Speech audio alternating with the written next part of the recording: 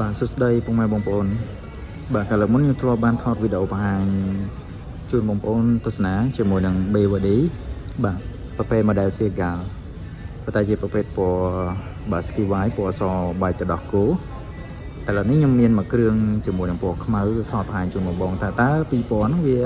មានលក្ខណៈខុសគ្នាបែបម៉េចបាទតាមពិតទៅខាងក្នុងតែមួយទេបងប្អូនទាំងគ្នាតែចង់ដឹងថាតើសម្រស់រវាងពណ៌អសបាទបែកទៅដោះគោហើយនឹងពណ៌ខ្មៅស្អាតបែបម៉េចចឹងណាបងប្អូនទាំងគ្នាសម្រាប់ភ្នែកខ្ញុំបាទបងមើលចំពីមុខចេះជាមួយនឹង Seagull មុខមានអារម្មណ៍ថាបាទគុជសងខាងហ្នឹងគឺកាចមែនតើបាទដូចជាកៅភ្នែកដែលកំពុងតែស្លឹងមើលយើងមកវិញណាបាទនឹងសម្រាប់ Seagull បងប្អូនទាំងគ្នា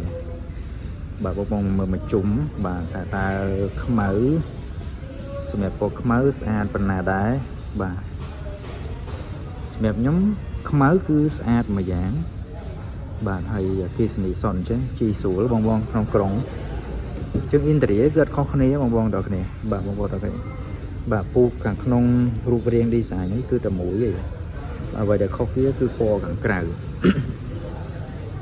បាទសម្រាប់ពណ៌ខាងក្រៅប៉ុន្តែដល់ពេលដែលយើងមើលខ្មៅពណ៌ខ្មៅហើយខាងក្នុងពណ៌អញ្ចឹងមានអារម្មណ៍ថាលិចមែនតើបាទបើកមកគឺឆើតតាក់ភ្នែកខ្លាំងបងទាំងគ្នាបាទ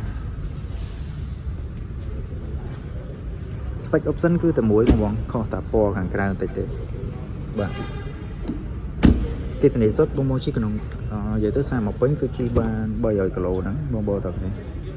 បាទនេះផ្នែកខាងក្រោយគឺដូចគ្នាខុសតែពណ៌ប៉ុន្តែខ្ញុំចង់ថតបង្ហាញពណ៌ខ្មៅជូនបងទស្សនាតើស្អាតប្លែកខុសពីពណ៌បាទ Ski White ឬក៏សបែកត្រោះគោនឹងបែបមិនចឹងណា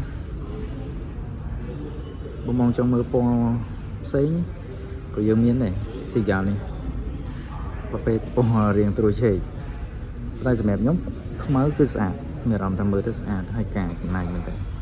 Seagull នេះខ្មៅមើលទៅស្អាតមែនតើមើលពីក្រោយមកដល់គ្នាបាទអូខេអរគុណបងជួបគ្នាជាមួយនឹងវីដេអូក្រោយបាទនេះពីចំហៀងចឹងឡើយនេះគឺពីចំហៀងស្អាតពីចំហៀងគឺស្អាតបាយបាយជួបគ្នាវីដេអូក្រោយបងទាំងគ្នា